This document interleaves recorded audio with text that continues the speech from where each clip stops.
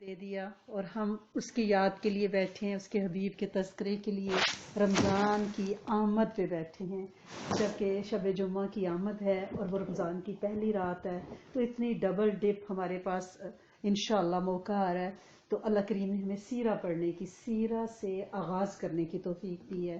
اللہ کریم اس بیٹھنے کو اپنے ہاں فرشتوں کی سٹنگ میں انشاءاللہ لکھے، سننے والے، کہنے والے، بولنے والوں کو خیر اور تاثیر کی انشاءاللہ بول عطا فرمائے، اور نسلوں تک یہ تاثیر بھی منتقل ہو، یہ خیر بھی منتقل ہو، اور امت کا جن و انس ان سے فیض پائے۔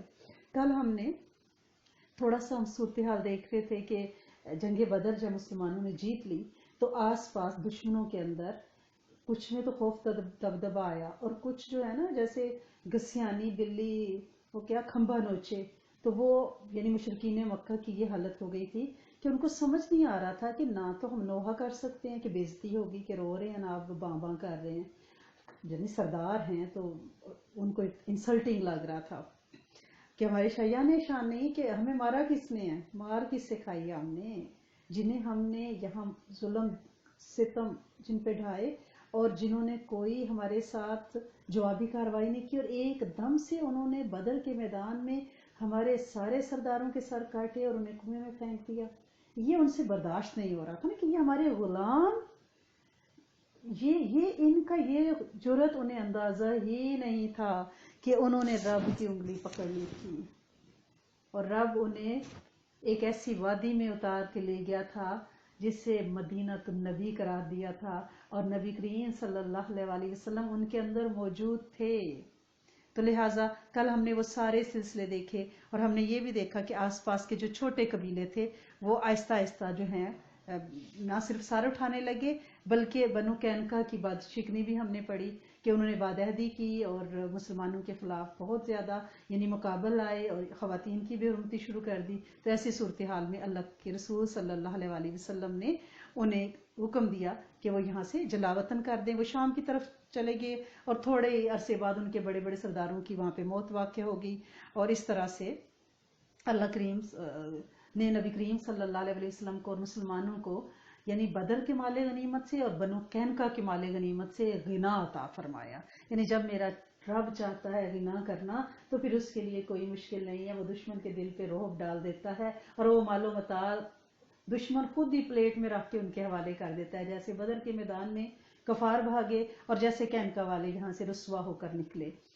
اب اسی دوران ایک اور واقعہ بھی ہوا ہے جو تاریخ میں مشہور ہے، اس کو کہتے ہیں غزوہ سویق۔ سویق جو ہے نا یہ ستو کو کہتے ہیں، شاید یہاں تو لوگوں کو نہ پتا ہو، لیکن بیک ہوم میں گندم کو بھون کے، جو کو بارلے کو اس کو پیس کے اور گڑ والے پانی میں ملا کے پیا جاتا تھا، اور عرب میں کیونکہ بہت گرمی ہوتی ہے، اور ستو جو ہے نبی کریم صلی اللہ علیہ وسلم کی بھی پسندیدہ مشروبات کی لسٹ میں آتا ہے۔ ستو کی تاثیر بہت ٹھنڈی ہوتی ہے، اور اس میں اناج بھی ہے، اور اس میں یعنی ٹھنڈک بھی ہے، اور اس میں مشروب بھی ہے، یعنی آپ نے اس میں بارلے یا گندم ڈالی تو اس میں انرجی بھی آ گئی اناج کی، تو یہ پراپر فوڈ اور پراپر میل ہے گرمی میں ستو پینا، تو اس کو ستوؤں والا غزوہ کہتے ہیں۔ تو اس کا واقعہ کیا ہے کہ صفوان بن امیہ، یہود اور منافقین نے تو اپنی سازشیں کل ہم نے پڑھی تھی، انہوں نے کیا کیا۔ اب دوسری طرف ابو سفیان ہے، اور وہ اس ادھیڑ پن میں تھے کہ کم از کم میں کچھ تو کروں، میں یہ بے عزتی برداشت کیسے کروں۔ انہوں نے منت مان لی، منت یہ تھی کہ میں جنابت کا غسل بھی نہیں کروں گا، سر میں پانی بھی نہیں ڈالوں گا، یہاں تک کہ میں محمد صلی اللہ علیہ وآلہ وسلم سے لڑائی نہ کر لوں۔ تو وہ اپنی قسم تو پوری کرنی ہے، لڑائی تو اتنی آسان نہیں ہے نا مدینہ والوں سے، ابھی تو وہ مار کھا کے گئے ہیں تو اتنی جرت تو کوئی نہیں کرے گا۔ تو انہوں نے اپنی قسم پوری کرنے کے لیے 200 سواروں کا ایک دستہ ساتھ لیا، اور وادی قطادہ کے سرے پر ایک نیب نامی ایک پہاڑ ہے، وہاں پہ خیمے لگائے، اور وہاں مدینے سے کوئی 12 میل کے فاصلے پہ دور وادی نیب میں انہوں نے اپنے خیمہ زنی 200 لوگوں نے کی۔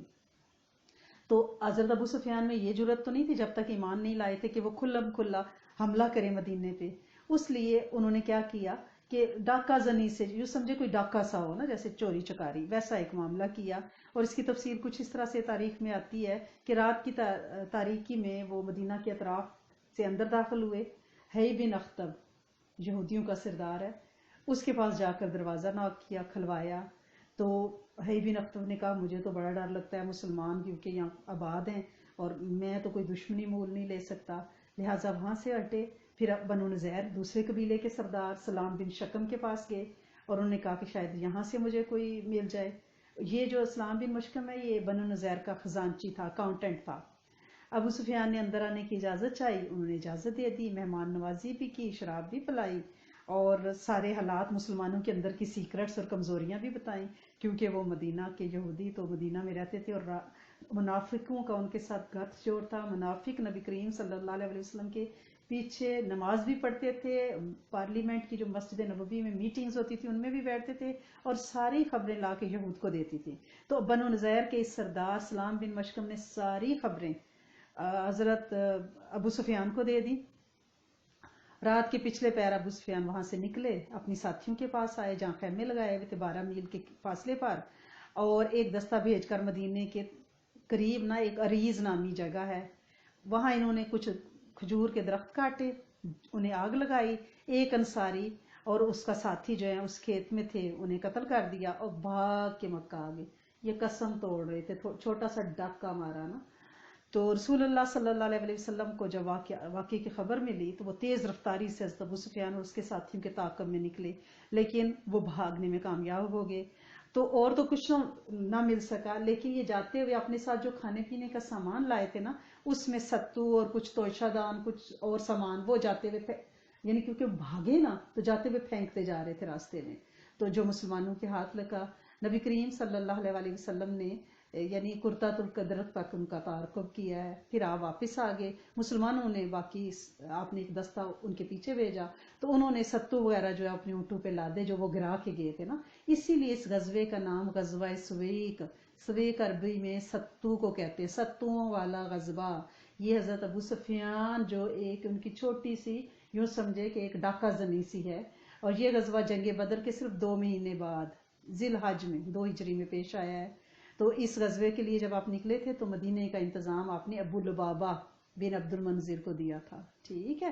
تو اس کے علاوہ ایک اور چھوٹا غزوہ بھی ہوا ہے. یہ میں اس لیے بتانا چاہ رہی ہوں آپ کو کہ آپ کو پتہ چل جائے کہ بدر کی فتح کوئی فائنل فتح نہیں تھی. اس کے بعد دشمن بار بار سر اٹھا رہا تھا اور وہ کوشش کر رہا تھا کہ کہیں سے وہ مسلمانوں کو کوئی گزند پہنچائے اور اپنا بدلہ فوری طور پہ اپنے زخموں پہ کوئی مرہم لگانا چاہ رہے تھے. تو ادھر یعنی یہ واقعہ اس طرح سے کہ پتہ چلا نبی کریم صلی اللہ علیہ وسلم کو محرم 3 ہجری میں، یعنی یہ عہد سے ذرا پہلے کا واقعہ ہے، محرم 3 ہجری میں یہ اطلاع ملی نبی کریم صلی اللہ علیہ وسلم کو کہ بنی سولبہ اور محارب کے بہت سے جو چھاپا مار ہیں نا وہ ایک جگہ اکٹھے ہو رہے ہیں. یہ ڈاکے مارنے والے یہ ہوتے نہیں چول سے چور، ادھر ڈاکہ مارا، کسی کی بھینس اڑائی، کسی کا گھوڑا گدھا اونٹ خچر، تو وہ سارے جمع ہو رہے ہیں کیونکہ ان کو یہ تھا کہ اگر اسلام آ گیا نا، جیسے بدر میں جیت ہو گئی ہے، تو اگر اب اسلام کی خدا نخواستہ کمر نہ توڑی تو یہ نظام انصاف کا، سچ کا، بھلائی کا، فلاح کا آ گیا تو ہماری ڈاکہ زنیاں یہ ہمارے جو چول ڈاکے ان کا کیا بنے گا. تو لہٰذا وہ سارے چور اکٹھے ہو گئے. اور یہ ویسے بھی آپ نے دیکھا ہوگا اصول کہ جیسے آج کل کی سیاست میں بیک ہوم میں یہ ہے کہ جب کوئی آپ کے اوپر انصاف والا کوئی اچھا لیڈر آتا ہے تو پھر سارے چول چور اکٹھے ہو جاتے ہیں اور وہ پھر میٹنگ کرتے ہیں اس کی لیگ پولنگ کرنے کے لیے. بالکل یہی سچویشن تھی کہ یہ بنو سولبہ اور محارب کے چھاپا مار سارے اکٹھے ہو گئے. یہ اطلاع نبی کریم صلی اللہ علیہ وسلم کو ملی. آپ نے تیاری کا حکم دیا. 200 پیادہ پر مشتمل، یعنی ٹوٹل 400 نفری تھی، 200 سوار تھے، 200 پیادہ تھے. آپ نے حضرت عثمان بن عفان کو مدینہ میں اپنا جانشین بنایا اور آپ بذات خود نکلے. یعنی یہ جو غزوہ سویق ہے، غزوہ جس کے ساتھ بھی آئے گا، جس جنگ کے ساتھ، اس میں نبی کریم صلی اللہ علیہ وسلم کی شمولیت ہوگی. تو لہٰذا آپ نکلے. راستے میں صحابہ نے بنو سولبہ کے ایک شخص جس کا نام جبار تھا اس کو گرفتار کیا. جب وہ آپ کے پاس آیا آپ نے اسے اسلام کی دعوت دی، اس نے اسلام قبول کر لیا. تو آپ نے حضرت بلال کے حوالے اس کو کر دیا اور اس کو راستوں کا بہت پتہ تھا، یعنی یوں سمجھے کہ اس زمانے کا وہ GPS تھا. تو اس نے سارا راستہ بتایا کہ ادھر ادھر سے چل کے آپ بنو سولبہ تک پہنچ سکتے ہیں. ادھر جب اچانک مسلمانوں کی خبر ملی ان چور چکاروں کو، بنو سولبہ والوں کو اور محارب والوں کو، تو وہ تو پہاڑیوں میں بھاگ گئے. اور لیکن نبی کریم صلی اللہ علیہ وسلم نے ان کا پیچھا جاری رکھا اور لیکن ایک چشمے پہ آپ نے پڑاؤ کیا جس کا نام زی مرا ہے، وہاں پر کچھ دن آپ نے قیام کیا، بدوؤں پہ اتنا روب پڑا کہ وہ پہاڑوں میں کی سرخ رو ہو گئے. یہ سفر تک آپ نے وہاں قیام کیا، پورا ایک مہینے کے بعد آپ واپس تشریف لائے ہیں. پھر ایک واقعہ اور ہوا ہے جو ہم غزوہ احد سے پہلے اس کا ایک جائزہ لینا چاہتے ہیں، اور وہ بہت امپورٹنٹ ہے. وہ کعب بن اشرف کا قتل ہے. یہ یہودیوں کا سردار، شاعر، مالدار، سرمایہ دار.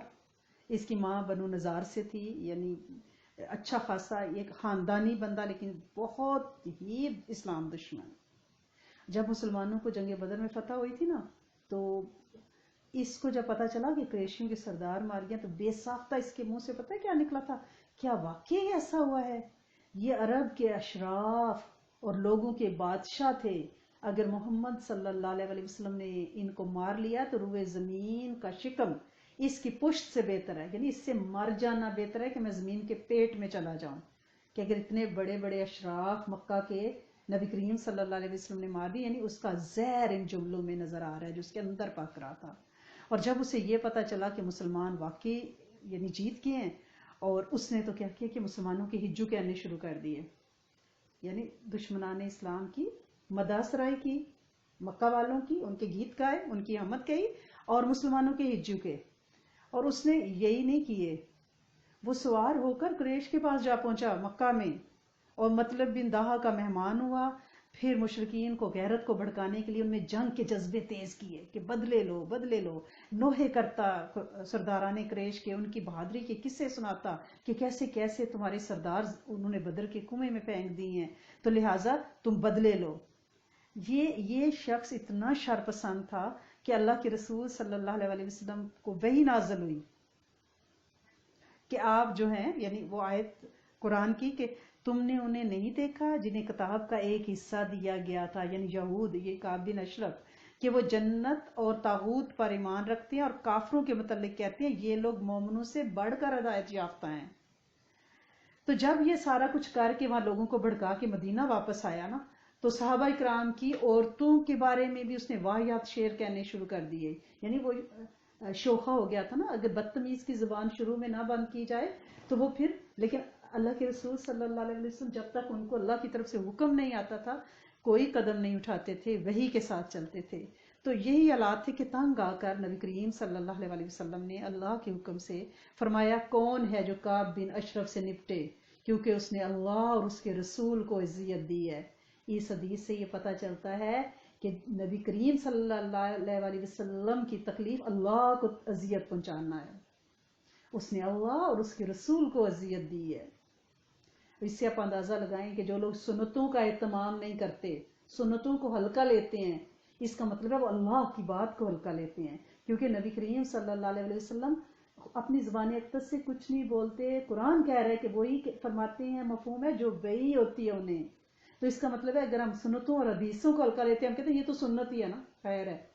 تو اس حدیث سے آپ اندازہ لگا لیں، کیونکہ اس نے اللہ اور اس کے رسول کو اذیت دی ہے. جس نے رسول کو اذیت دی یا ہلکا لیا، نعوذ باللہ ثم نعوذ باللہ خاکم بدر، اس نے اللہ کو ہلکا لیا. تو لہٰذا نعوذ باللہ، لیکن آپ نے کبھی بھی کسی بھی سنت کو کمزور یا گھٹی، خدا نخواستہ کہ نہیں کوئی بات نہیں سنت ہے، کہتے ہیں نا سنتیں چھوڑ دیتے ہیں، تھکے ہوئے سنتیں چھوڑ دیتے ہیں. تو یہ آپ ذہن میں رکھیے گا. اس کے جواب میں صحابہ میں سے محمد بن مسلمہ، عبادہ بن بشیر اور ابو نائلہ، حارث بن اوس اور ابو عبس رضی اللہ تعالی عنہما، انہوں نے اپنی خدمات پیش کی. ان میں سے ابو نائلہ وہ ہیں جو ابو کعب بن اشرف کے رضائی بھائی تھے، ایک ہی ماں کا انہوں نے دودھ پی لیا تھا. تو یہ جو مختصر سی کمانڈوز یا کمپنی تیار ہوئی نا، اس کے کمانڈر محمد بن مسلمہ کو بنایا گیا. اب نبی کریم صلی اللہ علیہ وسلم یعنی اس معاملے کو آپ نے ہی ان کا لیڈر بنایا، محمد بن مسلمہ کو. تو ان سے پوچھا گیا کہ کیا ہم اسے قتل کر دیں؟ تو آپ نے فرمایا ضرور قتل کی، اسے مار دیا جائے، کیونکہ وہ اب صحابیات کے ہجو کہنے لگا ہے اور ان کے بارے میں واہیات شعر، ان کے جسموں کی تعریف، اور یعنی انتہائی گھٹیا حرکتوں پہ اتر آیا ہے. تو اس کے بعد ان دو صحابہ نے، یعنی محمد بن مسلمہ اور حضرت نائلہ، ابو نائلہ یہ گئے ہیں کعب بن اشرف کے پاس جا کے نبی کریم صلی اللہ علیہ وسلم کے بارے میں توریہ کہا ہے. توریہ وہ ہوتا ہے جو جھوٹ نہ ہو لیکن دشمن کو مائل قائل گھائل کرنے کے لیے اشارتن اس کو ڈسیو کیا جائے. تو انہوں نے کیا کہا کہ اس شخص نے ہم سے صدقہ طلب کیا، یعنی نبی کریم صلی اللہ علیہ وسلم کی طرف اشارہ کر کے کہا، اور ہمیں مشقت میں بڑی مشکل میں ڈال دیا ہے. تو اس نے کہا کہ میں نے تم سے کہا تھا نا تم اس سے اور بھی تنگ آ جاؤ گے. تو انہوں نے کہا ہماری مدد کرو. تو اس نے کہا کہ تم لوگ میرے پاس اپنے بیٹے رکھواؤ، پھر میں نبی کریم صلی اللہ علیہ وسلم کے خلاف تمہاری مدد کروں گا. انہوں نے کہا یہ تو پاسبل نہیں ہے، بزدل ہی ہے. انہوں نے کہا پھر اپنی عورتیں میرے پاس رکھواؤ. انہوں نے کہا نہیں یہ تو پھر مکہ میں ہمارے لیے مدینہ میں تانا بن جائے گا کہ عورتیں سے رہن رکھی تھی. اس نے کہا پھر اپنے ہتھیار میرے پاس جمع کراؤ. یہی یہ لوگ چاہ رہے تھے، ان کی پلاننگ یہ تھی حضرت ابو نائلہ کی اور محمد بن مسلمہ کی. انہوں نے کہا ٹھیک ہے ہم اپنے سارا اسلحہ لے کے تمہارے پاس پہنچ جائیں گے. انہوں نے جا کے بیل بجائی تو یہ اپنے نئی اس نے شادی کی ہوئی تھی، یہ اپنے گھر میں تھا. تو اس کی بیوی نے کہا کہ تم اس وقت اٹھ کے کہاں جا رہے ہو؟ میں ایسی آواز سن رہی ہوں جس میں گویا خون ٹپک رہا ہے. تو اس نے کہا یہ تو میرا رضائی بھائی ہے ابو نائلہ، دودھ شریک بھائی ہے، میں تو ضرور جاؤں گا. جب وہ باہر آیا تو ان کی پلاننگ تھی، انہوں نے اسلحہ لے کے انٹرنس کے گارڈز نے نہیں روکا، کیونکہ جب انہوں نے پوچھا ہے اسے تو اس نے کہا آنے دو آنے دو. میں نے ان سے کہا اسلحہ لے کے آؤ، ٹھیک ہے نا. اور پھر حضرت ابو نائلہ نے، اور انہیں پلاننگ کی ہوئی تھی، حضرت ابو نائلہ نے کہا کعب بن اشرف تمہارے بالوں میں سے بڑی پیاری خوشبو آ رہی ہے، ذرا مجھے سنگھاؤ تو صحیح. اس کا سر پکڑ کے سونگا، پلاننگ جیسے تھی. پھر اسے دوبارہ کا ایک دفعہ پھر سکھاؤ، بڑا خوش ہو، کہتا ہے ہاں بڑی اچھی خوشبو لگائی ہوئی ہے. انہیں دوبارہ سر آگے کیا تو اس پر حضرت مسلمہ نے اس زد لگائی دوسرے، اور اس نے اتنے زور سے چیخ ماری کہ پورا یعنی مدینہ کی پہاڑیاں ہل گئی تھی. تو باقی جو ساتھی ہیں حارث بن اوس وغیرہ وہ بھی اندر آ گئے. حارث بن اوس کو تلوار کی ایک نوک لگی جس میں وہ بہت زخمی ہوئے اور ان کے جسم سے خون بہنے لگا. کعب بن اشرف مارا گیا. اور واپسی پہ جب یہ بھاگتے ہوئے اس کا سر لے کے کعب بن اشرف کا نکلے ہیں نا، تو دیکھا راستے میں آ کے ہرا کے مقام پہ کہ حضرت حارث ساتھ نہیں ہے، اس لیے سب لوگ وہیں رک گئے. تھوڑی دیر کے بعد حضرت حارث ان کے یعنی وہ خون ٹپک رہا تھا نا جو انہوں نے کعب بن اشرف کو مارا تھا، تو ان نشانوں کو دیکھتے ہوئے آپ پہنچے. وہاں ان لوگوں نے انہیں اٹھا لیا اور بقیع غرقد، جہاں پہ نبی کریم صلی اللہ علیہ وسلم بقیع غرقد تک ان کو چھوڑنے آئے تھے. اور جب یہ لوگ گئے تھے نا تو پیچھے سے اللہ کے رسول صلی اللہ علیہ وسلم نے نماز حاجت پڑھنی شروع کر دی تھی اور دعا فرمائی تھی. ان سے کہا تھا اللہ کا نام لے کر جاؤ، اللہ تمہاری مدد فرمائے گا. تو آپ مناجات میں مشغول تھے. جب آپ نے زور کا نعرہ سنا نا تو آپ سمجھ گئے کہ ان لوگوں نے اسے مار دیا ہے. چنانچہ آپ نے بھی اللہ اکبر کہا. پھر جب یہ لوگ آپ کی خدمت میں پہنچے تو آپ نے فرمایا افلحت الوجوہ، یہ چہرے کامیاب رہیں. یہ ایسا لفظ ہے، آپ بھی اپنے بچوں کو دیکھ کے کہا کریں، اپنے بچوں کو چہروں کو دیکھ کے نا یہ کہا کریں افلت الوجوہ. وجوہ کہتے ہیں چہرے کو، افلا ہے فلاح پانا، کامیاب ہونا. تو تا ہے آپ کے، تمہارے کے لیے عربی میں استعمال ہوتا ہے. افلحت الوجوہ، یہ چہرے کامیاب رہے، آپ خوش ہوئے. آپ نے ان کو دیکھ کے کیا فرمایا؟ افلحت الوجوہ، تمہارے چہرے، یہ چہرے کامیاب رہے. تو ان لوگوں نے کیا جواب دیا؟ وجہ کا یا رسول اللہ. وجہ چہرہ کو ہوتا ہے نا، وجہ. تو کہا آپ کا بھی چہرہ یا رسول اللہ، آپ کا چہرہ بھی اللہ کے رسول کامیاب رہے. ٹھیک ہے نا. یعنی ان نے صحابہ نے کیا فرمایا؟ حضرت ابو نائلہ، حارث، انہوں نے کیا فرمایا؟ افلحت الوجوہ. تو آپ نے جواب میں کیا فرمایا؟ وجہ کا یا رسول اللہ. اور اس کے ساتھ ہی اس طاغوت کا سر آپ کے سامنے رکھ دیا. آپ نے اس کے قتل پر اللہ کی حمد و ثنا بیان کی اور حضرت حارث کے زخم پر اپنا لعاب دہن لگایا جس سے وہ شفا یاب ہو گئے اور آئندہ کبھی انہیں تکلیف نہ ہوئی. یہ سیرت ابن ہشام میں یہ واقعہ حضرت حارث کا ڈیٹیل سے لکھا ہوا ہے. لوگ ہمیں کہتے ہیں اپنے نبی کے معجزے بتاؤ. اب آپ گنتے جائیے کہ ہم ہسٹری پڑھ رہے ہیں، ٹھیک ہے نا. زخم بہ رہے ہیں، تیر کی نوک لگی ہے، تلوار کی نوک لگی ہے حضرت حارث کو، اور زخم بہ رہے ہیں. آپ نے لعاب لگایا ہے اور زخم فوراً منبل ہو گیا. سبحان اللہ. اور یہود کو جب اپنے طاغوت کعب بن اشرف کا علم ہوا کہ وہ تو مارا گیا ہے، اب بجائے اس کے کہ یعنی آپ کو سوچ رہے ہوں گے کہ سارے اس کے ساتھی نکل پڑیں گے بدلہ لینے، لیکن اللہ نے ان کے دلوں پہ رعب ڈال دیا اور انہیں سمجھ آ گئی کہ اب ہمیں نبی کریم صلی اللہ علیہ وسلم کے عہد و پیمان کا احترام کرنا پڑے گا. اگر نہ کیا تو وہ آپ طاقت کے استعمال سے گریز نہیں کریں گے. انہوں نے اس قتل پر کوئی چون چڑاک نہیں کی، سیدھے سادے دم ساد کے بیٹھ گئے اور ہمت ہار بیٹھے، یعنی سانپ تیزی کے ساتھ اپنی بلوں میں جا گھسے تھے. ٹھیک ہے نا. تو اس سے ہمیں اندازہ ہو گیا کہ یہاں پہ کیا سچویشن ہے. کل انشاءاللہ ہم غزوہ احد کی طرف بڑھیں گے اللہ کی رحمت سے بشرط زندگی. تو آج یہ ہے کہ انشاءاللہ پاکستان میں تو سنا چاند نظر نہیں آیا، لیکن یہاں پہ امیدیں واسق کہی جا رہی ہے کہ آج رات کو چاند شمع جمعہ کو نظر آ جائے گا. تو شعبان کی 29 تاریخ کو چاند دیکھنا مسلمانوں پر واجب کفایہ ہے. ٹھیک ہے. نبی کریم صلی اللہ علیہ وسلم نے فرمایا چاند دیکھ کر روزے رکھو، چاند دیکھ کر روزے ختم کرو. اگر 29 کو چاند نہ نظر آئے تو شعبان کی 30 دن کی گنتی پوری کرو. لہٰذا جب 29 کو چاند نظر آنا ہو تو اس کا اہتمام مستحب ہے، اس پہ اجر ہے. اسی لیے میں آپ سے کہتی ہوں کہ شام کے وقت اپنے بیک یارڈ میں 1 بائی 1 جا کے ویسے ہی آسمان پہ نظر دوڑائیں تاکہ آپ اس اجر میں شریک ہو جائیں.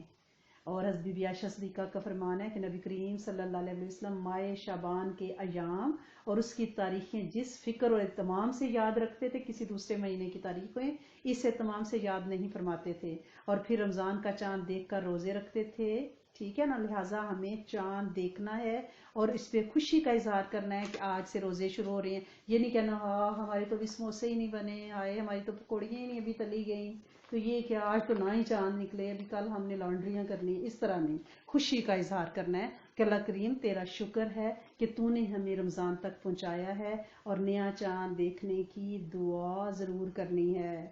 اللہ اکبر. اللہم اللہ علینا بالامن والایمان والسلامت والاسلام والتوفیق لما تحب وترضى ربنا وربک اللہ. ہم گروپ میں اس کو شام کو چاند نظر آئے گا تو ڈال دیں گے. تو پلیز آپ نے رمضان کا چاند دیکھ کے خوشی بھی منانی ہے، اہتمام بھی کرنا ہے. اور نبی کریم صلی اللہ علیہ وسلم کا ابن حبان اور بہیقی میں یہ نبی کریم صلی اللہ علیہ وسلم کا ایک حدیث موجود ہے کہ جس نے رمضان کا روزہ رکھا اور اس کی حدود کو پہنچا، جس چیز سے بچنا چاہیے تو اس سے بچا. ٹھیک ہے نا. تو جو اس نے پہلے سال میں کیا ہے وہ اس کا کفارہ ہے، وہ اس کا کفارہ ہے. ٹھیک ہے نا. تو لہٰذا آپ نے کیا کرنا ہے، آج کی رات گناہ معاف کروانے ہیں. اور ابن ماجہ میں حضرت عباس سے ایک روایت ہے، جس نے مکہ میں ماہ رمضان پایا اور روزہ رکھا، رات میں جتنا میسر آیا قیام کیا، اللہ تعالیٰ اس کے لیے اور جگہ کے 1,00,000 رمضان کا ثواب لکھے گا. اب اس سال مکہ میں تو ہم نہیں جا سکتے، ہمارے بہت سے پیارے دوست احباب بہن بھائی رمضان میں انہیں یہ اجر مل چکا ہے، لیکن اب کیا ہے، ہمیں یہاں ہی کوشش کرنی ہے کہ ہم اللہ پاک سے کہیں کہ اللہ کریم آپ نے اپنے گھر کے دروازے تو بند کر دیے، کیسا ہو سکتا ہے کہ آپ اپنا وعدہ نبھائیں، اس حدیث کو نبھائیں، اور ہم کیونکہ مجبور ہیں وہاں نہیں جا سکتے، آپ ہمیں وہی اجر اپنی رحمت سے عطا فرما دیں. میرا رب بڑا قریب ہے، ہمیں مانگنا نہیں آتا، وہ دینے کے لیے تیار بیٹھا. اس طرح آج ضرور دعا مانگے گا کہ اللہ کریم آپ نے اپنے گھر کے دروازے بند کیے ہوئے نا، اگر کھلے ہوتے تو ہم جانے کی کوشش کر سکتے تھے، اب آپ ہمیں وہی اجر عطا فرمائیں. اللہ کے رسول صلی اللہ علیہ وسلم نے فرمایا مجھے 5 چیزیں دی گئیں جو کسی اور نبی کو پہلے نہیں ملی. رمضان کی پہلی رات اللہ عز و جل ان کی طرف نظر اٹھاتا ہے اور نظر رحمت کرتا ہے. جن کی طرف میرے رب کی نظر رحمت چھو جائے گی ان کو کبھی عذاب نہیں کرے گا. تو وہ آج کی رات آ رہی ہے، اس میں ہم نے اللہ کریم کی نظر رحمت لینی ہے. اور دوسری یہ ہے کہ شام کے وقت ان کے منہ کی، روزے داروں کے منہ کی مشک جو بو آتی ہے وہ مشک سے زیادہ اچھی ہے، یہ بھی میری امت کو دی گئی ہے. تیسری یہ کہ ہر دن اور رات میں فرشتے ان کے لیے استغفار کرتے ہیں جنہوں نے کسی امت کے لیے پورا مہینہ استغفار نہیں کیا. اور چوتھی یہ کہ اللہ عز و جل جنت کو حکم فرماتا ہے اور کہتا ہے مستعد ہو جا، ایکٹیو ہو جا، میرے بندوں کے لیے سج جا، قریب ہے کہ دنیا کی तअज्जुब से आराम आकर पा लेंगे, यानी दुनिया का जो तोज्जुब है ना, जो उसकी मसरूफियत है, उससे वो निकल कर तुझ में आके आराम करेंगे। आपको क्या पता, हम तो कहते हैं ना बंदा मर गया, वो मर नहीं गया, वो खट गया, वो पा गया, वो कामयाब हो गया, उसने फलाह पा ली, जन्नत में जाके आराम करेगा। यहाँ क्या है, आप खुद ही तो सोचो ना, पकोड़े बनाओ, रोटियां पकाओ, लांड्रियां करो। जन्नत में आपको अंदाजा नहीं है वो क्या है, सिर्फ उसको लेने की कोशिश करनी है। और पांचवा इनाम इस उम्मत में ये है कि जब आखिरी रात होती है तो अल्लाह पाक सब की मगफरत फरमा देता है। और अल्लाह करीम फरमाते हैं, फरिश्ते कहते हैं क्या सबकी मगफरत फरमा दें? तो अल्लाह पाक फरमाते हैं क्या मजदूर की मजदूरी उसको उसकी मेहनत खत्म होने पे फौरन नहीं दी जाती? तो अब पूरा महीना मेरे बंदों ने रोजे रखे हैं, अब इनकी मजदूरी दी जाएगी। हम वो बेहतरीन उम्मत हैं, अल्हम्दुलिल्लाह रब्बिल आलमीन। कुछ लोग क्वेश्चन कर रहे हैं, क्वेश्चंस आ भी रहे हैं। अल्हम्दुलिल्लाह रब्बिल आलमीन, अल्लाह करीम उनकी ज़िंदगियों को में बरकत डालें। और वो फिर जो दुआएं देते हैं, उन दुआओं के सुन के बंदा सोचता है कि हमारी तो इतनी औकात ही नहीं है। वो कहते हैं ना कि मैं की गलियां दा कूड़ा रूड़ा, मैल चढ़ाया साइयां, खस खस जितना कदर नहीं मेरा ते मुर्शद नू वडियाइयां, ਭਲਾ ਹਵੇ ਉਹਨ ਉੱਚਿਆਂ ਦਾ ਜਿਨ੍ਹਾਂ ਨੀਵੀਆਂ ਨਾਲ ਨਿਭਾਈਆਂ, ਤੇ ਰਾਤ ਪਵੇ ਤੇ ਬੇਦਰਦਾਂ ਨੂੰ ਨੀਂਦ ਪਿਆਰੀ ਆਵੇ, ਯਾਦ ਖੁਦਾ ਦੀ ਦਰਦਮੰਦਾਂ ਨੂੰ ਸੁੱਤਿਆਂ ਆਨ ਜਗਾਵੇ, ਮੈਂ ਨੀਵਾਂ ਮੇਰਾ ਮੁਰਸ਼ਦ ਉੱਚਾ ਉੱਚਿਆਂ ਦੇ ਸੰਗ लाई हूँ, भला हवे उन ऊंचियां दा जिन्हां नीवियां नाल निभाई हूँ। तो कोई औकात नहीं है, कोई औकात नहीं है। ये आप जैसे बुजुर्गों की, दरवेशों की, ये जो तस्बीहां पकड़े बैठी हैं हमारी बहनें, ये इनकी दुआएं हैं कि मैं चल रही हूँ। दुआओं की वजह से ना कोई औकात है, ना कोई किसी किस्म की कोई वक़्त नहीं है।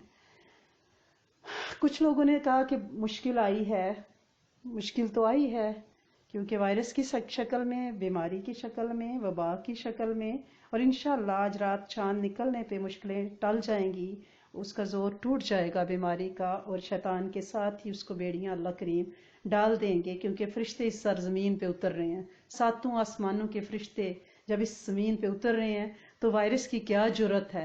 और वो फरिश्ते जिनकी ड्यूटी लग गई है कि वो हमारे लिए तौबा करें, हमारे लिए इस्तगफार करें, हमारी दुआओं पे आमीन करें। तो हमने सिर्फ सब्र करना है। और सब्र कैसे करना है? हजरत साद फरमाते हैं कि नबी करीम सल्लल्लाहु अलैहि वसल्लम ने फरमाया कि मेरी उम्मत को इन्ना लिल्लाहि व इन्ना इलैहि राजिऊन कहने की हिदायत मिली है। ये नेमत पहली उम्मतों को भी नहीं मिली और नबियों को भी नहीं मिली। देखिए हजरत याकूब अलैहिस्सलाम ने ऐसे मौका पर क्या कहा था जब बेटा छिन गया, या असफा अला यूसुफा, यही कहते रहे, अफसोस यूसुफ, अफसोस यूसुफ। नबीना हो गए, जबान खामोश हो गई, गमगीन रहा करते। ये तफसीर इब्ने कसीर में पूरी डिटेल है या असफा अला यूसुफ की। यानी इन्ना लिल्लाहि व इन्ना इलैहि राजिऊन सिर्फ नबी करीम सल्लल्लाहु अलैहि वसल्लम को की उम्मत को मिला है। अब हमने इस वायरस पे, रोजगार के चले जाने पे, शिफाओं के चले जाने पे, अपने प्यारों के बिछड़ने में इसी को पढ़ना है। यही हमारा विरद वजीफा हो। एक मरतबा नबी करीम सल्लल्लाहु अलैहि वसल्लम के जूता मुबारक, नालैन मुबारक का तस्मा टूट गया। आपने इन्ना लिल्लाहि व इन्ना इलैहि राजिऊन पढ़ा। सहाबा इकराम ने अर्ज किया, या रसूल अल्लाह सल्लल्लाहु अलैहि वसल्लम, ये भी मुसीबत है? आपने फरमाया, मोमिन को जो भी नागवार अमर पहुंचता है वही मुसीबत है। और ये तबरानी में हजरत अबू उमामा से रवायत है। और एक और हदीस मुबारका का मफहूम हजरत इब्ने अब्बास से है कि नबी करीम सल्लल्लाहु अलैहि वसल्लम ने फरमाया, जिसने मुसीबत के वक्त इन्ना लिल्लाहि व इन्ना इलैहि राजिऊन पढ़ा, अल्लाह ताला इसकी तलाफी यानी कंपनसेट कर देंगे और इसकी आखिरत को अच्छा कर देंगे, और इंशाअल्लाह उसको जाया शुदा चीज के बदले अच्छी चीज अता फरमा देंगे। इब्ने माजा में एक रवायत है कि हजरत अबू सुनान फरमाते हैं कि मैंने अपने एक बच्चे को दफन किया, अभी मैं इसकी कब्र से निकला ही था, यानी दफना के, कि हजरत अबू तला ने मेरा हाथ पकड़कर मुझे निकाला और कहा, सुनो मैं तुम्हें खुशखबरी सुनाऊं। रसूलुल्लाह सल्लल्लाहु अलैहि वसल्लम ने फरमाया है कि अल्लाह ताला मलकुल मौत से पूछते हैं कि तूने मेरे बंदे की आंखों की ठंडक, इसके कलेजे का टुकड़ा छीना, उसने क्या कहा? तो वो कहते हैं, खुदाया तेरी तारीफ की और इन्ना लिल्लाहि व इन्ना इलैहि राजिऊन पढ़ा। अल्लाह ताला फरमाता है, इसके लिए जन्नत में एक घर बनाओ, इसका नाम बैतुल हमद रखो। तो जब इतनी मुश्किलें आएँ तो उस पे हम इन्ना लिल्लाहि व इन्ना इलैहि राजिऊन का विर्द करें तो और क्या चाहिए। काफ़ी अर्सा पहले की बात है, इन्ना लिल्लाहि व इन्ना इलैहि राजिऊन का इतनी डिटेल से नहीं पता था। तो मैं पाकिस्तान में अपनी किसी फ्रेंड के यहाँ थी, तो लाइट ऑफ हुई, तो अल्लाह पाक उनको ज़िंदगी सेहत तंदुरुस्ती दे। जब भी लोड शेडिंग वहाँ पे उन दिनों बहुत हो रही थी, तो जब भी लाइट ऑफ होती, अभी लाइट ऑफ होती तो उनके मुंह से ऊंचा सा निकलता इन्ना लिल्लाहि व इन्ना इलैहि राजिऊन। तो मैं कहती कि भाभी आप बिजली की वफात पे ये इजहार कर रही हैं। तो अब मुझे अंदाजा हुआ है कि वो भी तो एक मुश्किल है ना, जूते का तस्मा टूटने से ज्यादा बड़ी मुश्किल है कि आप मिडल ऑफ द इफ्तारी सहरी हो तो लाइट ऑफ हो जाए। तो अल्लाह करीम हम सबको बेहतरीन सब्र करने वाला बनाए। साहबा इकराम की जिंदगी इन वाकयात से भरी हुई है। हजरत अब्दुल्ला बिन अब्बास सफर की हालत में थे, तो किसी ने बताया आपकी बेटी फौत हो गई है। उन्होंने सुनकर इन्ना लिल्लाहि व इन्ना इलैहि राजिऊन पढ़ा। फिर फरमाने लगे, एक पर्दे की चीज थी जिसे अल्लाह ने पर्दा दे दिया, एक जिम्मेदारी थी जिसे अल्लाह ताला ने हल्का कर दिया।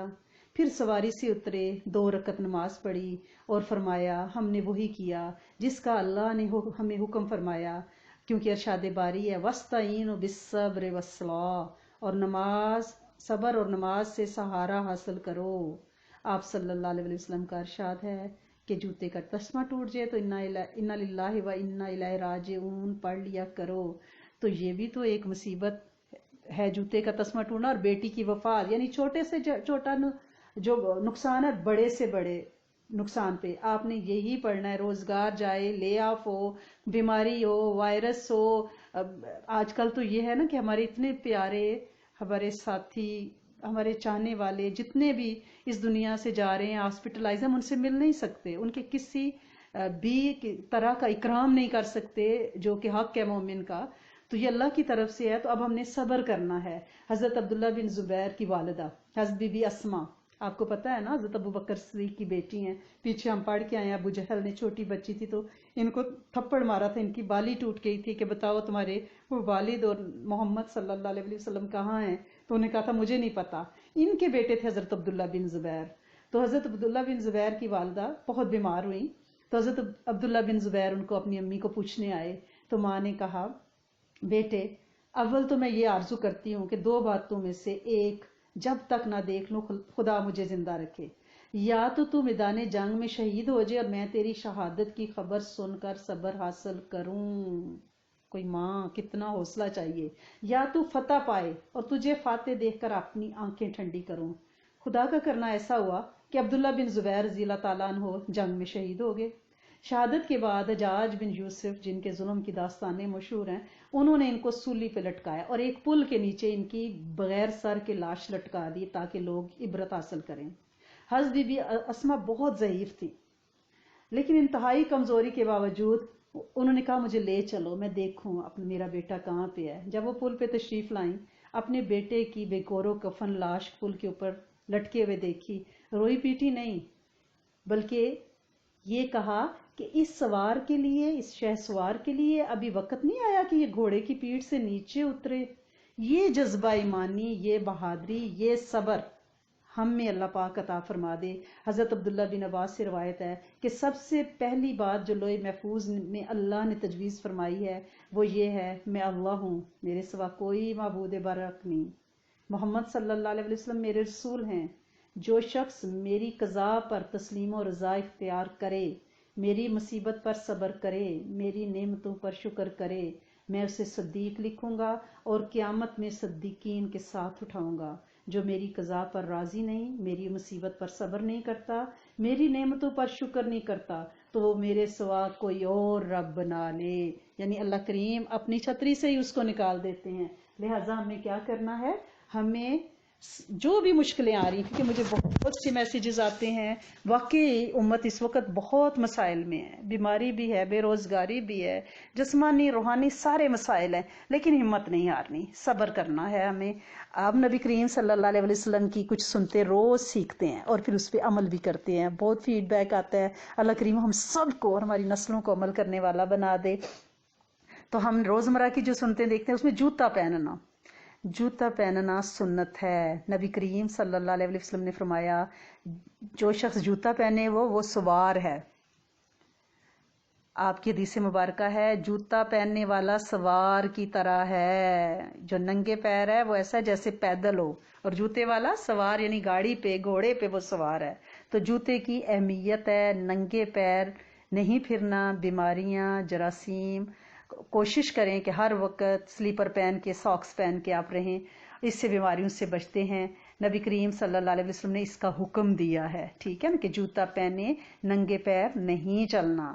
دوسرا یہ ہے کہ نبی کریم صلی اللہ علیہ وسلم نے ایک جوتا پہننے اور ایک پیر سے ننگے پھرنے سے منع فرمایا ہے، اور آپ نے فرمایا یا تو دونوں چپل پہنو یا دونوں اتار دو، یعنی ایک جوتا پہن کے نخرے سے ایسے نہیں چلنا، ٹھیک ہے نا، دونوں چپل پہننے ہیں، جس طرح نبی کریم صلی اللہ علیہ وسلم نے آدھا دھوپ اور آدھا سائے میں لیٹنے سے منع کیا ہے، بالکل اسی طرح ایک جوتا پہننا اور ایک پاؤں ننگا رکھنے سے آپ نے منع فرمایا۔ جوتوں کو صاف کرنے کا حکم دیا ہے، صاف کرنے کا حکم دیا ہے، اسپیشلی ہم جب باہر سے آتے ہیں تو ڈور کے پاس ہمیں جوتے اتارنے، یہاں پہ تو یہ سلسلہ ہے، لیکن بیک ہوم کے لیے یہ بہت زیادہ ضروری ہے، کیونکہ وہی جوتے جو باہر سے آئے ہیں وہ کمروں میں جاتے ہیں تو اس سے جراثیم پھیلتے ہیں۔ ٹوٹی ہوئی چپل سی لینی چاہیے، اللہ کے رسول صلی اللہ علیہ وسلم اپنی جوتی خود سیا کرتے تھے۔ ریپیئر کرنا، پالش کرنا، مینٹین کرنا جوتے کو ثواب کی نیت سے سنت ہے۔ اور نبی کریم صلی اللہ علیہ وسلم کی ایک حدیث طبرانی شریف میں ہے کہ جو شخص قیامت کے دن پر ایمان رکھتا ہے وہ موزے کو، جوتے کو اور جراب کو جھاڑے ہوئے بغیر نہ پہنے، جس طرح رات کو سوتے وقت آپ 3 دفعہ اپنا بستر جھاڑتے ہیں نا، یہ سنت ہے، بالکل اسی طرح جوتے کو پہنتے وقت اسے جھاڑنا ہے، یہ سنت ہے، یہ حدیث طبرانی شریف میں موجود ہے۔ اور پہلے دائیں پیر میں جوتا پہننا ہے، اللہ کے رسول صلی اللہ علیہ وسلم پہلے رائٹ میں جوتا پہنتے تھے، پھر لیفٹ میں پہنتے تھے۔ پھر نبی کریم صلی اللہ علیہ وسلم نے جوتا کھڑے ہو کے پہننے سے منع فرمایا ہے۔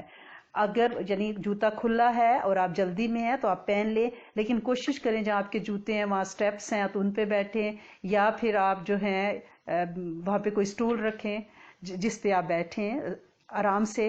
کیوں منع فرمایا ہے؟ کیونکہ جب بندہ زمین پہ جھکتا ہے تو کیا ہوتا ہے، اس کے ان بیلنس ہونے کا بھی خطرہ ہے، اور بعض اوقات یعنی اس کا وہ بے پردہ ہو جاتا ہے اور برا لگتا ہے جھکتے ہوئے، جیسے خواتین ہیں، بھاری جسم ہے، تو اس لیے جوتا جو ہے وہ کوشش کریں بیٹھ کے پہنیں۔ اگر دیر تک آپ نے بیٹھنا ہو یا کھڑے رہنا ہو تو نبی کریم صلی اللہ علیہ وسلم جوتے سے اپنا پاؤں نکال کے اوپر رکھ لیتے تھے تاکہ پاؤں ریلیکس ہو جائے۔ اگر پاسیبل ہو تو آپ یہ کر سکتے ہیں، اور سنت سمجھ کے اس کا آپ کو اجر ملے گا۔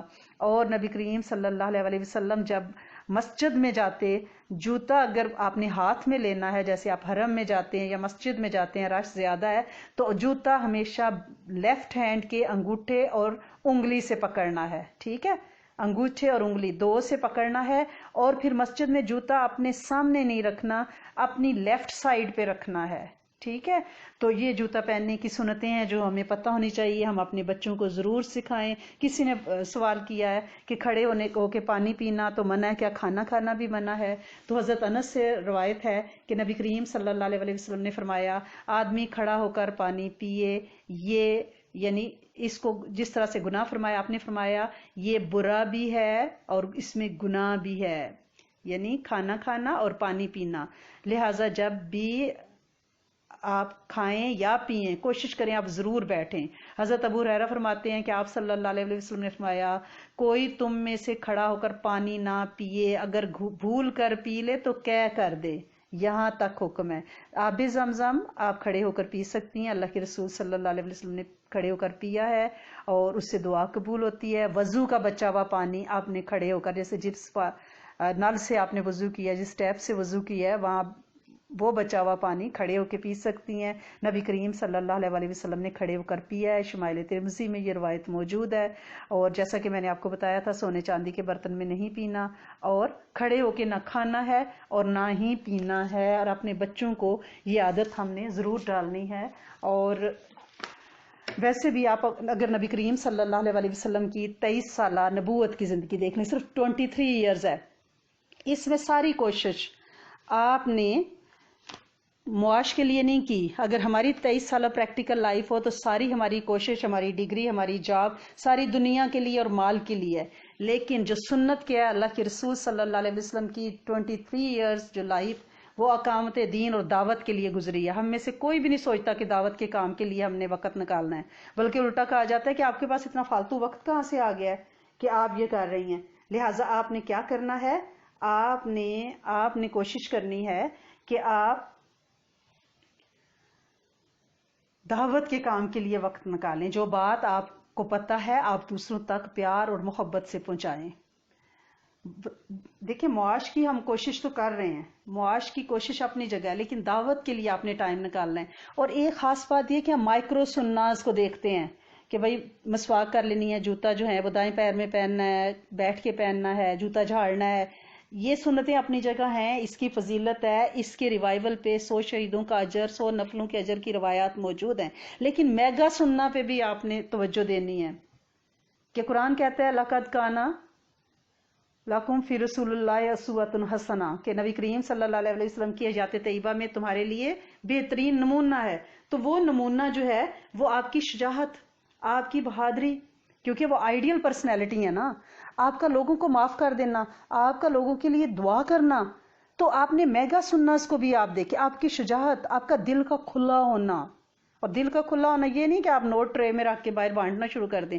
دل کا کھلا یہ ہونا ہے دوسروں کو معاف کرنا سیکھیں، دوسروں کے لیے دعائیں مانگنا سیکھیں، دوسروں سے درگزر کریں. تو یہ میگا سناز پہ بھی پلیز آپ توجہ دیں. اور نبی کریم صلی اللہ علیہ وسلم یعنی مردوں کے لیے آپ کے حیات طیبہ، خواتین کے لیے بھی ایک نمونہ ہے. لیکن خواتین کے وہ مسائل جو صرف خواتین کو پیش آتے ہیں، تو اس کے لیے پھر اللہ کے رسول صلی اللہ علیہ وسلم نے نکاح فرمائے اور ازواج مطہرات کو عورتوں کے لیے ماڈل بنایا کہ یہ امہات المومنین تمہاری مائیں ہیں، ان کو رول ماڈل بناؤ. اور غزوہ احزاب میں اللہ کے رسول صلی اللہ علیہ وسلم پر جو قرآن نازل ہوا ہے، اور غزوہ احزاب میں دیکھیں اللہ پاک نے خواتین کو مخاطب کر کے، بظاہر وہ ازواج مطہرات کو مخاطب کیا ہے، یا ایھا النبی کل ازواجکا، اے نبی اپنی بیویوں سے کہہ دیں، یا نساء النبی، اے نبی کی بیویوں. تو یہ اصل میں بالخصوص ازواج مطہرات کے لیے، ہماری امات کے لیے، ہماری ماؤں کے لیے، اور بالعموم پوری امت کی عورتوں کے لیے حکم ہے. ان کے ذریعے ہمیں یہ حکم دیا گیا. اور ایک محفل میں اللہ کے رسول صلی اللہ علیہ وسلم خاندان قریش کی عورتوں کو کے ساتھ بات کر رہے تھے، دعوت کا کام کر رہے تھے، تو آپ نے ہر ایک کا نام لے کر فرمایا. آپ نے فرمایا فاطمہ بنت رسول ہے، نبی کی بیٹی. تم یہ نہ سمجھنا کہ نبی کی بیٹی ہونا تمہیں فائدہ دے جائے گا، یہ چیز تمہیں جنت میں نہیں لے کے جائے گی، اس کے لیے تجھے خود محنت کرنی پڑے گی. آپ نے فرمایا اے صفیہ، رسول کی پھوپھی، تم اپنے آپ کو آگ سے بچاؤ، دوزخ کی آگ سے بچاؤ، اور خود محنت کرو.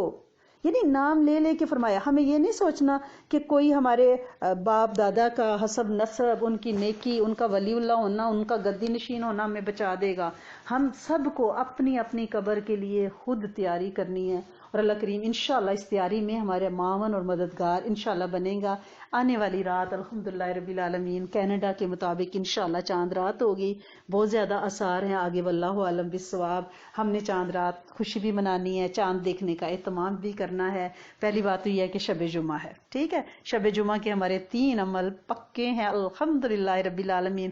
روزوں میں تو ہم ان کو زیادہ شد و مد سے کریں گے، کیونکہ ان کا اجر جو ہے وہ 70 گنا بلکہ کہیں 100 گنا ہو جائے گا اس کی رحمت سے. اور شب جمعہ اور پہلی رات اور چاند رات، سبحان اللہ، وہ کہتے ہیں ڈبل ڈپ، ٹرپل ڈپ، اور اس سے بھی زیادہ ڈپ اور ڈپ پالیسی ہے.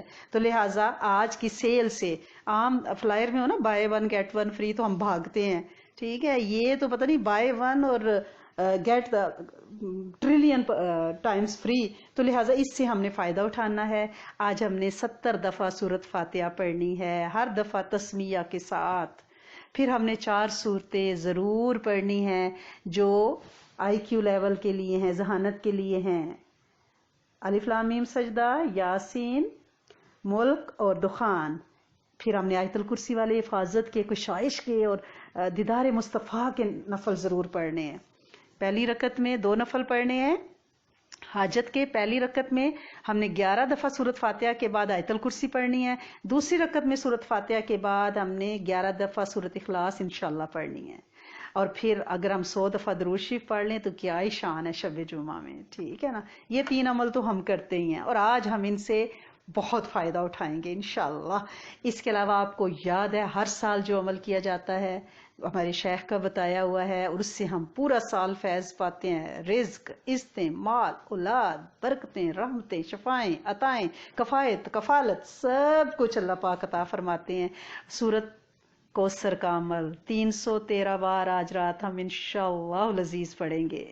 چاند رات 313 بار پڑھنا ہے، اور یہ عمل پورے رمضان میں ہم ہر عشرے کے شروع میں کریں گے، ٹھیک ہے. ساتھ ساتھ ہم آپ کو بتاتے جائیں گے. یعنی آج پہلا عشرہ شروع ہو رہا ہے تو اس کو ہم 313 بار پڑھیں گے. سورت فتح بھی پڑھیں گے کامیابی کے لیے، تاکہ پورا رمضان ہمارا عافیت سے گزرے. چاند کو دیکھ کے ہم دعا بھی پڑھیں گے، نئے چاند کی دعا. 21 بار سورت قدر ہم انشاءاللہ پڑھیں گے، انا انزلناہ فی لیلۃ القدر، ٹھیک ہے نا. 21 بار نزول ہوگا رحمتوں کا. اور سورۃ جمعہ کی آیت تو آپ کو یاد ہی ہے، آیت نمبر 4، وہ ہم انشاءاللہ 133 بار پڑھیں گے، 133 ٹائم. یہ سارا کچھ ہم گروپ پہ پوسٹ کر دیں گے انشاءاللہ العزیز، اور بلکہ ہو چکا ہوگا. اس کے علاوہ ہم کوشش کریں گے کہ مغفرت مانگیں، بخشش مانگیں اللہ پاک سے دعا کے. جب آپ چلتے پھرتے کام کر رہی ہیں، برتن دھو رہی ہیں، کوکنگ کر رہی ہیں، لانڈری کر رہی ہیں، اللہم اغفر لی ذنبی، اللہ میرے گناہ بخش دے، اللہم اغفر لی ذنبی، اللہم اغفر لی ولوالدی وللمؤمنین والمؤمنات. آپ پڑھتی رہیں، ٹھیک ہے نا. وہ کہتے ہیں نا کہ مرمتیں کر کر کے روز تھکتا ہوں، روز میرے اندر نیا نقص نکل آتا ہے. ہم روز مرمت کرتے ہیں، یہ اللہ مغفر لی ذنبی جب کہتے ہیں نا، اپنے گناہوں کی مرمت کرتے ہیں، توبہ مانگتے ہیں. اور ہمارے شیخ ایک واقعہ بڑا اچھا سناتے ہیں، آپ کو مزہ آئے گا سن کے. وہ فرماتے ہیں کہ میں ایئرپورٹ پہ تھا اور میں نے دیکھا کہ ایک پتلا سا بندہ پونی باندھی ہوئی ہے لڑکا، پیچھے جو ہے اس نے ہینڈ بیگ لیا ہوا ہے جس کے نیچے ویل ہیں، اور وہ تیز تیز جا رہا ہے، شاید اس کی فلائٹ تھی. اور وہ ہر بندے کو رش میں سے گزرتا ہے تو کہتا ہے ایکسکیوز می ایکسکیوز می. لوگ پیچھے ہٹتے جاتے ہیں، راستہ بنتا جاتا ہے. تو وہ فرمانے لگے کہ مجھے فوراً خیال آیا کہ یہ اللہم اغفر لی ہے، معاف کر دے. جب یہاں پہ ایکسکیوز می کہتے ہو تو راہیں کھلتی ہیں، جب آپ اللہم اغفر لی کہتے ہو تو عرش والا آپ کے لیے زندگی کی راہیں کھول دیتا ہے. جس طرح ایئرپورٹ پہ اس بندے کے لیے راستہ ملا نا، ایکسکیوز می، یہ آپ ایکسکیوز کر رہے ہو، اللہم اغفر لی ایکسکیوز می، اللہم اغفر لی ذنبی ایکسکیوز می مائی سینس. تو اللہ پاک کیا فرما رہے ہیں، راہیں کھولیں گے ایسے ہی آپ کے لیے، رزق کی، اولاد کی، مال کی، سب راہیں، شفاؤں عطاؤں کی کھولیں گے. تو یہ ہماری وہ مرمتیں ہیں جو ہم روز کرتے ہیں، روز نئے نقص نکلتے ہیں، روز ہم نئی استغفار کرتے ہیں. کوشچن بہت سارے آئے ہیں، انشاءاللہ ہم کوشش کریں گے کہ اس کو کوئکلی کور کریں. ایک کوشچن یہ آیا ہے کہ بچی نے پوچھا ہے کہ میں نے آفا سبتم اور اذان کا عمل بہت ساری دعاؤں کے ساتھ، ان کا میسج تھا اللہ پاک ان کی وہ دعائیں جو وہ ہمارے لیے غائبانہ مانگتے ہیں، جو بھی مانگ رہا ہے اللہ کریم سب سے پہلے ان کے لیے، ان کی نسلوں کے لیے، قیامت تک ان کے آبا کی قبروں کے لیے، اور انشاءاللہ پوری امت کے جن و انس کے لیے بھی قبول فرمائے. اور یہ دعاؤں سے یہ سلسلہ چل رہا ہے. آپ کی دعاؤں پہ اللہ پاک آپ کو رنگے اور آپ لوگوں کو اجر عظیم عطا فرمائے، آپ لوگوں کو شاد آباد ہرا بھرا انشاءاللہ رکھے، اور اس عمل میں آپ کو بھی برابر کا حصہ دے، کیونکہ یہ دعاؤں سے چل رہا ہے تو آپ اس میں برابر کے حصے دار ہیں.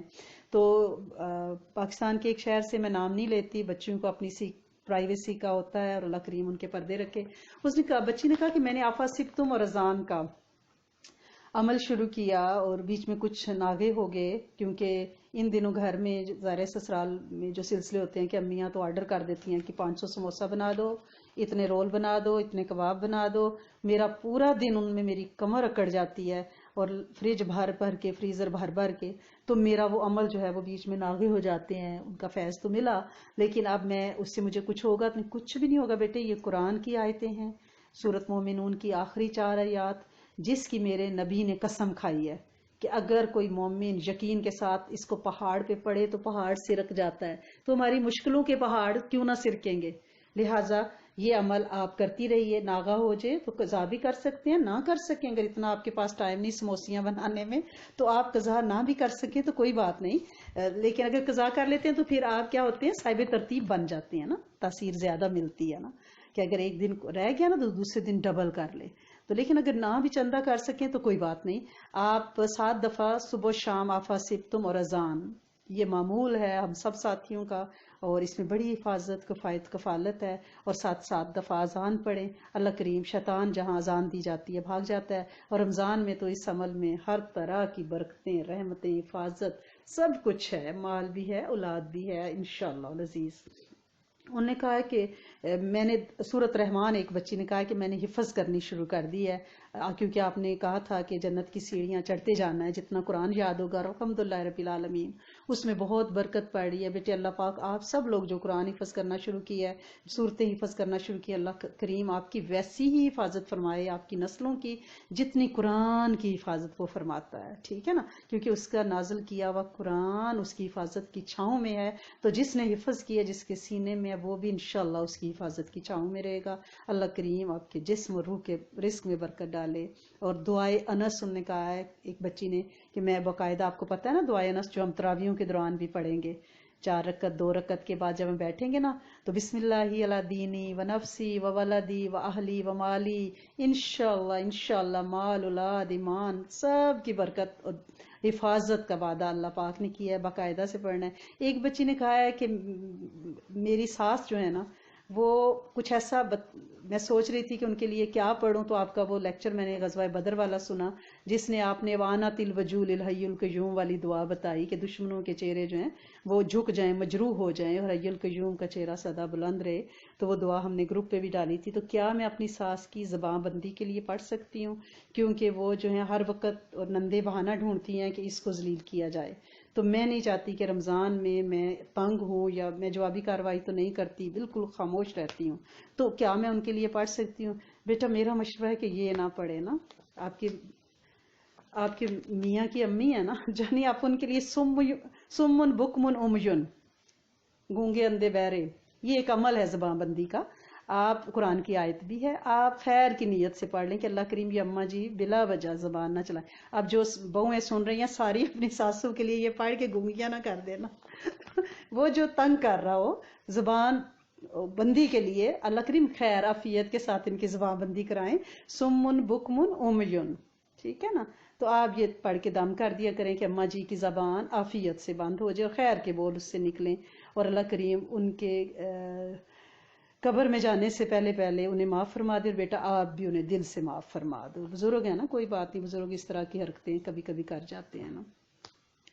اور ایک بچی نے کہا ہے کہ میں ان لاز میں ہوں، اور میں تراویح رمضان میں جب پڑھتی ہوں تو رات کا 1 بج جاتا ہے، پھر میں بستر پہ لیٹتی ہوں تو خوف سے مجھے نیند نہیں آتی کہ اگر میں سحری پہ پراپر نہ اٹھی اور خاندان کی سحری نہ بنائی تو میری سختی آ جائے گی، تو میں ٹینشن میں سو نہیں پاتی، شاید کبھی میں 10 منٹ سو جاتی ہوں، تو اسی دوران پھر میں بعض کا یہ کرتی ہوں کہ میں دوبارہ اٹھتی ہوں، میں نیند میں ہی تہجد پڑھنا شروع کر دیتی ہوں۔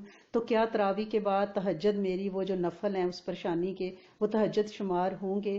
کیونکہ مجھے 1.5 گھنٹہ پہلے کچن میں جانا پڑتا ہے، فیملی ظاہر بڑی ہوں گی یا پھر ڈشز زیادہ کھاتے ہوں گے، تو بہرحال جی بیٹا آپ کے، اور ویسے بھی مضطرب دل کی دعا تو اللہ پاک سنتے ہیں نا، دکھی دل کی دعا، تو بیٹا اتنی ٹینشن لینے کی ضرورت نہیں ہے، آپ الارم لگا کے سو جایا کرو، تھوڑی دیر تراویح پڑھ کے آپ 1 گھنٹے کے لیے گہری نیند سو، اور پھر سکون سے اٹھ کے 2-4 نفل پڑھ کے آپ کچن میں چلی جایا کریں، ہم آپ کے لیے سارے دعا بھی کریں گے کہ اللہ پاک آپ لوگوں کے جتنی بھی بچیوں کے میسیجز آئے ہیں، اللہ پاک ان بچیوں کو اپنے گھروں میں سکھ چین سکونیت سکینیت عطا فرمائیں، اور ہماری نسلوں کی بچیاں قیامت تک جن گھروں میں جائیں اللہ کریم ان کے دلوں میں ان کے لیے رحم پیدا فرما دیں، کیونکہ جب رحم نہیں نا دل میں آئے گا تو اس وقت تک سکھ نہیں مل سکتا نا، پھر تو معاشرہ ظالم ہوتا ہی جائے گا۔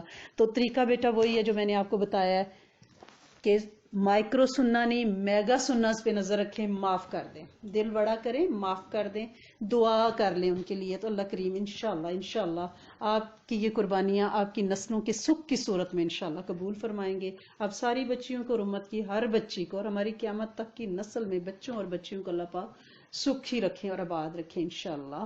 اللہم انی اسألک واتوجہ الیک بنبینا محمد صلی اللہ علیہ وآلہ وسلم، نبی شی رحمتی یا محمد انی اتوجہ بکا الی ربک ان تقضی حاجاتی، اللہم لک الحمد کما انت اہلہ فصلی علی سیدنا محمد کما انت اہلہ وفعل بنا کما انت اہلہ فانک انت اہل التقوی واہل المغفرہ، اللہم اغفر للمؤمنین والمؤمنات والمسلمین والمسلمات اللہ سونے 11 مہینے ایسے گزارے کہ زبان سے وہ بولا جو نہیں بولنا چاہیے تھا۔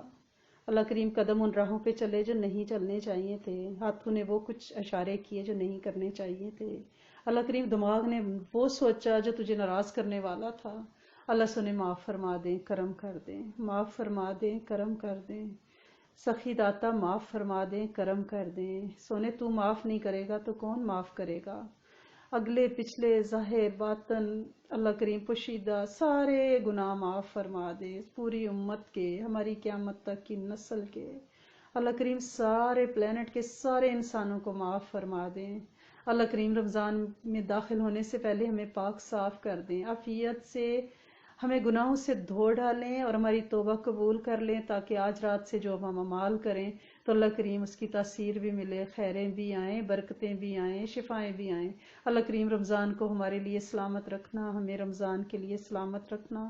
اللہ کریم ہمارا وقت کہیں اسپتالوں میں نہ لگانا، کہیں سفر حضر میں، کہیں کسی دکھ ٹینشن میں نہ لگانا۔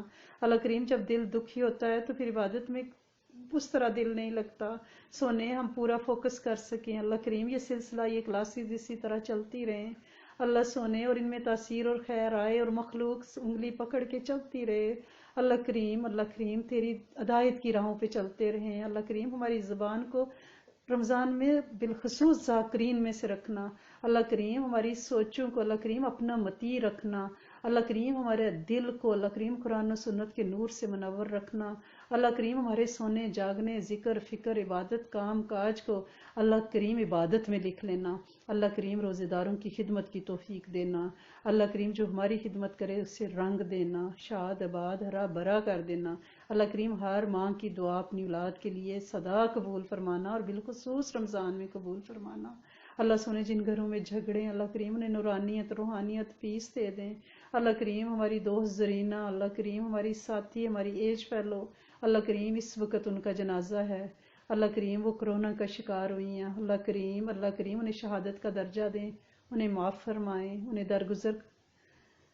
اللہ کریم درگزر کرنے کی توفیق عطا فرمائیں۔ ان کے بچوں کو اللہ کریم درگزر کرنے کی توفیق عطا فرمائیں۔ اللہ کریم ان کے دونوں بچوں کی حفاظت، کفایت، کفالت، ان کے شوہر، ان کے بہن بھائیوں، ماں باپ پہ رحمت فرمائیں۔ اے میرے کریم مولا، اے میرے سونے آقا، کائنات میں جتنے لوگ اس وائرس کا شکار ہیں یا ویسے بیمار ہیں، انہیں بہترین عافیت کی شفائیں دیں۔ اگر ان کا جانا ٹھہرا ہے تو انہیں کلمہ اور شہادت کے ساتھ لے کے جائیں، اور اللہ کریم انہیں وسعتوں والی قبریں، اللہ کریم نورانی قبریں عطا فرمائیں۔ جب ہم اس منزل پہ اتریں تو اللہ کریم ہمارے لیے بھی وسعت والی قبر لکھ دینا، ہماری نسلوں کے لیے بھی۔ اللہ کریم اس دیش کی خیر، ہمارے بیک ہوم کی خیر، اللہ کریم ہمارے دیش کے حکمرانوں، وزیروں، مشیروں، فقیروں، گلیوں بازاروں، اللہ کریم سب کی خیر۔ اللہ کریم اس بولنے کہنے سننے میں کوئی غلطی حد ادب ہو گئی ہو تو معاف فرما دیں، کرم کر دیں۔ اللہ کریم جو گودیں خالی ہیں انہیں بہترین عافیت کی بے عیب اولادیں دیں۔ جو بچے موجود ہیں اللہ کریم انہیں زندگی سے تندرستی عافیت دیں۔ جو جسم بیمار ہیں اللہ کریم انہیں جسمانی روحانی کامل عافیت کی صحت عطا فرمائیں۔ اللہ کریم جن کے والدین اس دنیا سے پردہ فرما گئے ہیں اللہ کریم ان قبروں کو وسعت نور سے بھر دیں۔ اللہ کریم جن کے والدین موجود ہیں انہیں ان کی قدر اور عزت اور اکرام عطا فرمائیں۔ اے میرے کریم مالک، ہمارے دوستوں، ہمارے بہن بھائیوں، ہمارے استادوں، ہمارے شیخ کی خیر، اللہ کریم پلس آف اسلام والوں کی خیر، اللہ کریم آج کی رات کی جتنی حدیثوں میں وعدے آئے ہیں اللہ کریم تو اپنے نبی کے بولوں کا مان رکھ اور ہماری دعائیں قبول فرما، ہماری تطہیر عافیت سے فرما، ہمارے روزوں کو قبول فرمانا، اذکار میں برکت، وقت میں برکت، ایمان میں برکت، مال اولاد میں برکت، روزگاروں میں برکت، ذہنی سکون عطا فرما۔ اللہ کریم ہمارے دل کو رحم، مروت، مودت، شفقت سے بھر دے۔ اے میرے کریم مالک، جو بچے آنے کی راہوں میں ہیں اللہ کریم برکت کے ساتھ، عافیت کے ساتھ، بے عیب انہیں لانا۔ اے میرے کریم مولا، جتنے لوگ دین کا کام کر رہے ہیں ان سب کی مدد فرمائیں، ان کی زبانوں کی حفاظت اللہ کریم، ان کے قلوب کی حفاظت، ان کے قلم کی حفاظت، ان کے قدم کی حفاظت، ہر مسافر کی خیر، جو ہمارے دوست جاننے والے اور دنیا کے جتنے لوگ بیک ہوم میں ادھر ادھر پھنسے ہوئے ہیں، اللہ کریم انہیں عافیت سے اپنے بچوں کے ساتھ ملا دیں۔ اللہ کریم وہ ساری خیریں عطا فرمائیں جو نبی کریم صلی اللہ علیہ وسلم نے چاہیں، ان سارے شرور سے پناہ عطا فرمائیں جن سے آپ نے پناہ چاہی، جادو سے بچائیں، نظر بد سے بچائیں، حسد سے بچائیں، دشمنوں کی دشمنی سے بچائیں، مالی تنگی والوں کو بہترین رزق عطا فرمائیں، جن کا گھر نہیں انہیں بہترین گھر عطا فرمائیں۔ اللہ کریم جن کی اولادیں انہیں بہترین اولادیں عطا فرمائیں۔ اللہ کریم جن کے پاس ہدایت نہیں انہیں بہترین ہدایت عطا فرمائیں۔ قرآن کا علم